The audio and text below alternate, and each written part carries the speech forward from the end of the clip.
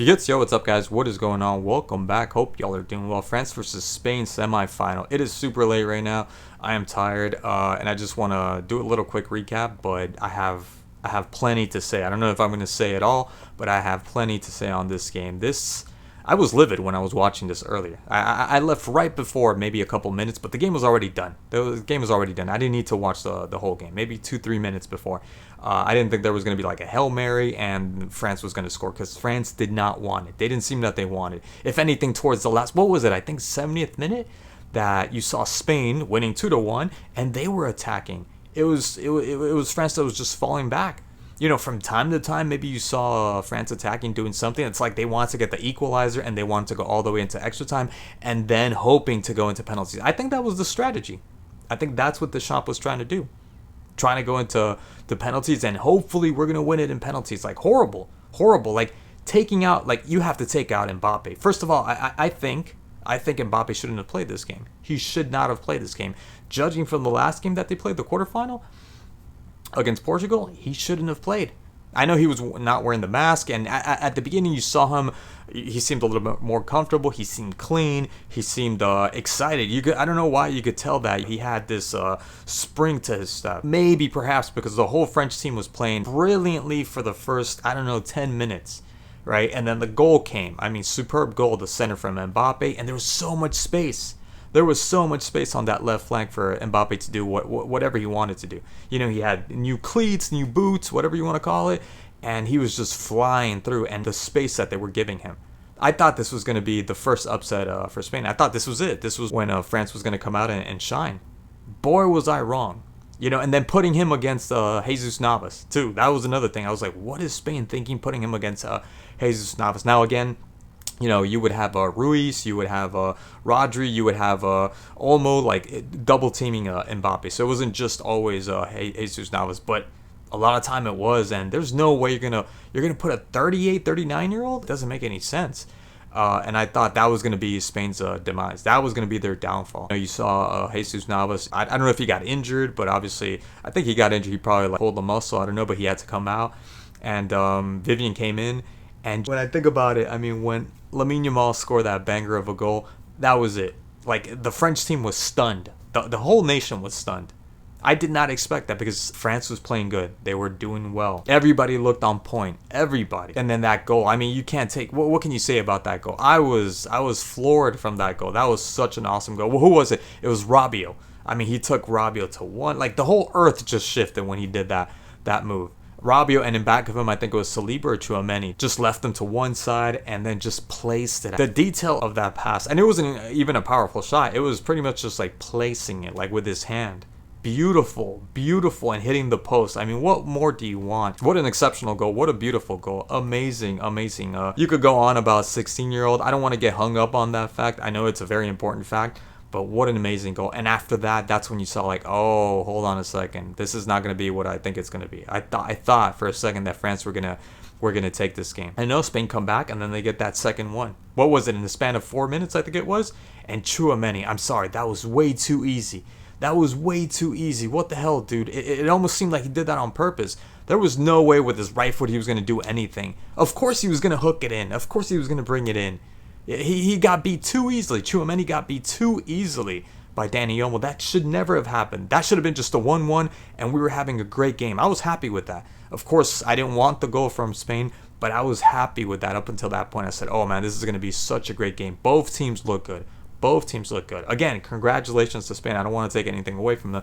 But France, what the hell, man? And Dembele was the one that was causing a scene on that right flank. And then he takes him out to put in Giroud. Leave him. The one that needed to come out was Mbappe, not Dembele. It was Mbappe. Mbappe didn't do nothing. He did nothing.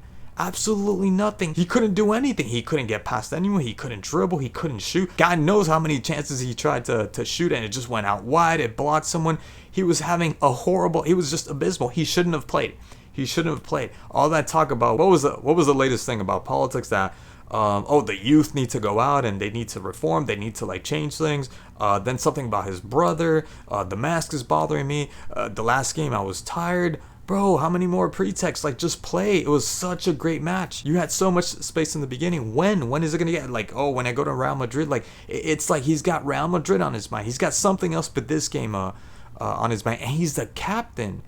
Let's not forget he is the captain, and then he's trying to take free kicks. Come on, you don't take free kicks, man. Who the hell told Mbappe that he could take free kicks? Like he can't take free kicks. So Dembele was the one that was the most dangerous on that right flank.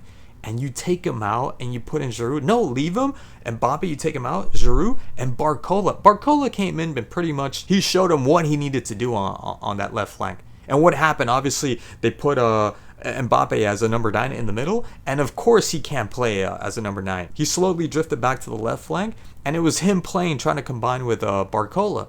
And then whenever there was a center from the left flank, there was nobody in the middle. Nobody. At that point when Giroud did come in, I mean, the tempo of the game slowed down. And what can you expect from Giroud? He doesn't have that many minutes played. Of course, he's not going to be able to connect. It's going to take him a while. He hasn't been playing again. So what can you ask from Giroud? You know, just absolutely weird that they took Dembele out when he was the one. Now I'm not saying he was having a fabulous match, but most of the dangerous plays, most of the opportunities came from the right flank with Dembele, not Mbappe. Mbappe did nothing. There isn't a single thing that he did well in this game. Mbappe and Barcola, my God, why isn't Barcola starting? That's another one. Like that's what I mean. Like Mbappe shouldn't have started, and Barcola should have started instead. I don't think anybody would have said anything against that. I don't think anybody would have said anything against that. Maybe Mbappe fans or something like that, but they're thinking more about themselves than they are thinking about the team itself. Like Barcola needed to start. He needed to start.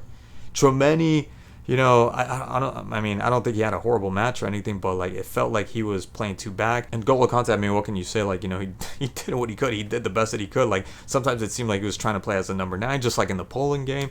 Griezmann, when he came in, it's not the same Griezmann, obviously. If I hadn't seen the Athletic Madrid games earlier this year, which I saw maybe 2 or 3 of them, I would have thought, well, I mean, this is how Griezmann plays, right? No. Griezmann plays completely different from what he played in this game. Completely different. This is a different Antoine Griezmann that we're getting. Koundé, another one. He wasn't being had by Nico Williams. No, hell no. Somebody at work was telling me like, oh man, you saw that nutmeg? Yeah, but he got the ball back. Koundé got the ball back. Like Nico Williams didn't have Koundé in his pocket. No, and neither did Koundé against Nico Williams. That was a really good duel. I mean, Koundé had a great Euro tournament. And in this game, I thought he was really, really good, especially with Nico Williams. Nico Williams didn't have his way with Koundé. Absolutely not. No way. And then Theo Hernandez is on another level, but he's by himself. If you have, what's his name, Mbappe on the left flank, he's not going to come back and help you out. At least Dembele can help out Koundé, but Mbappe's never going to... I mean, he wasn't defending at all. He's not going to defend. So Theo Hernandez also had a great match. Again, not taking anything away from Spain. Spain with the goal, like Lamine Yamal goal. That was an absolute beauty of a goal. Dani Olmo also played a really good game. I didn't think that goal should have been a goal. I think Tchouaméni could have done way, way better. Nico Williams, I thought he had an okay match. I think what he needs to do better is like when he's running, it's almost like he really tries to run faster when he's getting closer to the ball instead of running really fast from the start to be able to catch up to the ball. That risky coming out from Mike Mignon, I think Nico Williams could have gotten there before. It's only towards the end that he started to run a little bit quicker. But that's it. I'm just nitpicking. That's just something that I personally felt like that he should have done better. Rabiot, who wasn't he suspended? And the game against Poland, he had a horrible game. And Camavinga, he had such a great game against Portugal. Why are you not putting Camavinga instead of Rabiot? What was the thought there? That one I don't understand either. I don't understand why Rabiot was playing. He had a bad game. Camavinga should have been playing. After the game he had against Portugal, Camavinga should have been playing there. My God, Deschamps, some of the decisions he made were just dreadful. Dreadful. So anyways, that's pretty much it. It's super late tomorrow.